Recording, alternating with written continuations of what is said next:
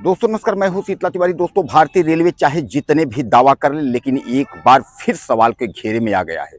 भारतीय रेलवे जो है अपनी सुरक्षा को लेकर के जो है कई बार सवाल के घेरे में आई हुई है।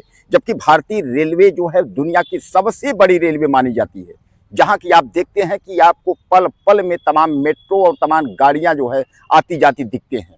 यानी यह जो है देश की धड़कन भी कही जाती है। लेकिन भारतीय रेलवे पर जब अगर किसी भी प्रकार की सुरक्षा में चूक हो जाती है तो सवाल तो बनता है और सवाल खड़े हो जाते हैं। अब इन सवालों का जवाब कौन देगा? रेल मंत्री देंगे या कोई और देगा? वैसे भी भारतीय जनता यानी बीजेपी सरकार में, जब से बीजेपी की सरकार बनी हुई तब से जो है रेलवे संबंधित जो भी घटनाएं हैं उसका जवाबदेही लेने के लिए कोई तैयार नहीं है। आज की जो घटना है यह मैं जिक्र कर रहा हूं, यह जो है प्रयागराज से चलने वाली नंदन कानन, यानी नंदन कानन हालांकि दूर से आती है लेकिन वह प्रयागराज होते हुए उसके बाद जो है वह उड़ीसा तरफ जाती है। यह गाड़ी जा रही थी, उसी गाड़ी में जो है एक 18 वर्षीय 19 वर्षीय युवती जो है उसी गाड़ी में बैठती है। जनरल कंपार्टमेंट में वह जो है यात्रा कर रही थी, उसको उड़ीसा जाना था और उड़ीसा जाते वक्त रास्ते में जो है उसके बाद वह अचानक उसको बाथरूम की स्थिति बनती है। वह जो है गेट खोल करके अंदर जाती है, जनरल कंपार्टमेंट डिब्बे में बाथरूम में जाती है और पीछे से एक युवक जो है उसके बाथरूम में घुस जाता है और उसके बाद जो है उसके कपड़े उतार के उसके बाद जो है उसके साथ जो है युवक रेप कर देता है। हालांकि ज्योति उस वक्त जो है उसने सूचना नहीं दी। उसके बाद वह गए, उसको सरकारी नौकरी में उड़ीसा में जो है ज्वाइनिंग करनी थी। वहां वह पहुंचती है, जब मेडिकल रिपोर्ट की स्थिति आती है तो वह बताती है कि हमारे साथ जो है नंदन कानन ट्रेन में जो है जनरल कंपार्टमेंट जिस डिब्बे में मैं यात्रा कर रही थी उसी में बाथरूम में जो है एक अज्ञात युवक हमारे साथ जो है रेप किया है। हालांकि मेडिकल रिपोर्ट में जो है रेप की पुष्टि नहीं हुई है, लेकिन उस युवती ने आरोप लगाया कि मेरे साथ जो है रेप हुआ है। इस पर तो जीआरपी के जो है तमाम हाथ पांव फूल गए और जीआरपी वहां का जो है मामला जो है उसका दर्ज करती है। लेकिन प्रयागराज का मामला होने के कारण जीआरपी जो है वह प्रयागराज में मामले को ट्रांसफर कर देती है। अब प्रयागराज पुलिस इस मामले को जो है लेती तो है, लेकिन बाद में जो है युवती मुकर जाती है। वह शिकायत दर्ज कराने से यानी कार्यवाही करने से जो है युवती मुकर जाती है। इसलिए प्रयागराज जो पुलिस है, जो जीआरपी पुलिस है प्रयागराज की, वह इस पर जो है परेशान हो जाती है कि हम इस पर कार्यवाही कैसे करें, क्योंकि सवाल गंभीर है। सवाल जो है प्रयागराज का है, सवाल जो है वह जीआरपी और ट्रेन का है। इसलिए मामला यह था कि सवाल जो है सबसे बड़ा रेलवे का है, सुरक्षा से जुड़ा सवाल है।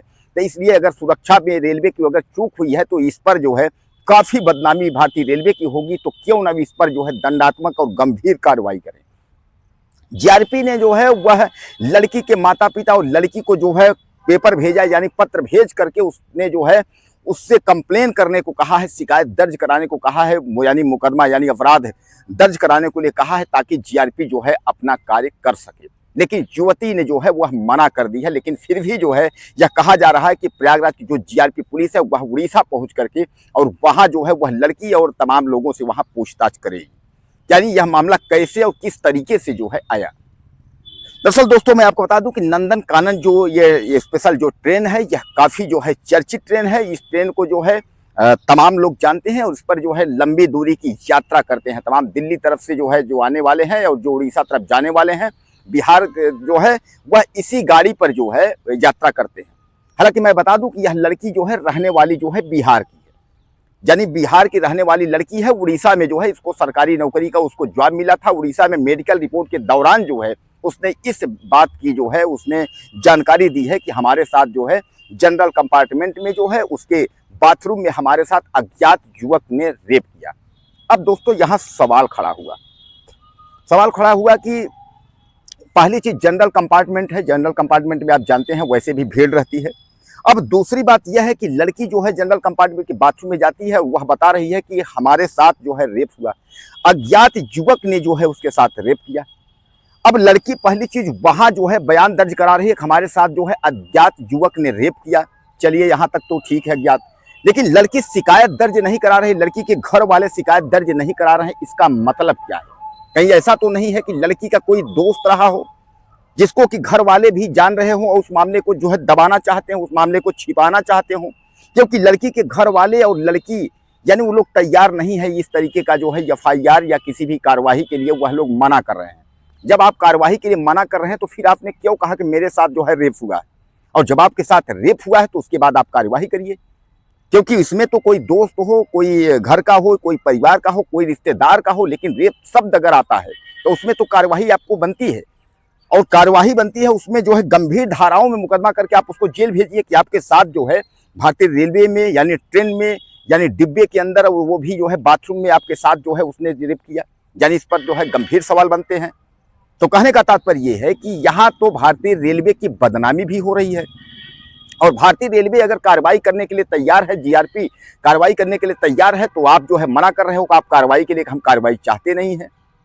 यानी इसमें जो है संदेहात्मक है कि युवती के साथ रेप हुआ या युवती के साथ रेप नहीं हुआ, लेकिन युवती ने जो है जो बयान दिया कि मेरे साथ रेप हुआ, अब युवती जो है वह मुकर क्यों रही है कि नंदन कानन ट्रेन में उसके साथ रेप हुआ।